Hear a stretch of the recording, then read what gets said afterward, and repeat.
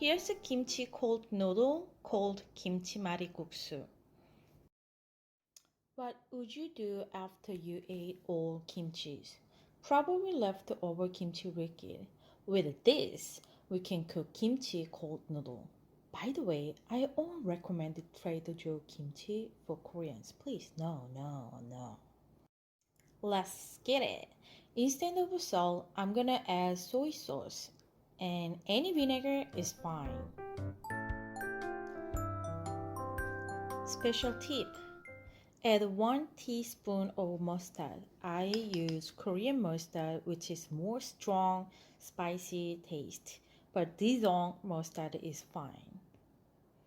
For cold noodle soup base, I add anchovy broth, but as you know, adding just cold water is also delicious. Oh my god, I always forgot sugar. Actually, the kimchi liquid already has a lot of healthy ingredients, so we don't need to add extra sauces. Ratio: water 2, kimchi liquid 1. I mean, it's totally depend on how much your kimchi is spicy and thick. Normally, this ratio is good.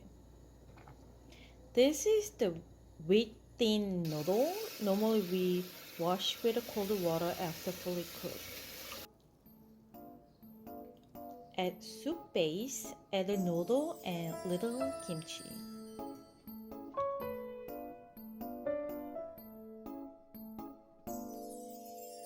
This so simple and easy cooking, right?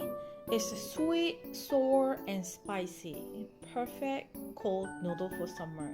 Honestly, it's really easy to cook. I think I spent less than 10 minutes for this noodle.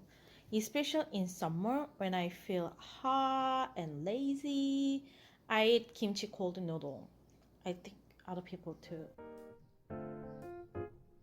You probably see this kimchi cold noodle at Korean samgyeopsal restaurant.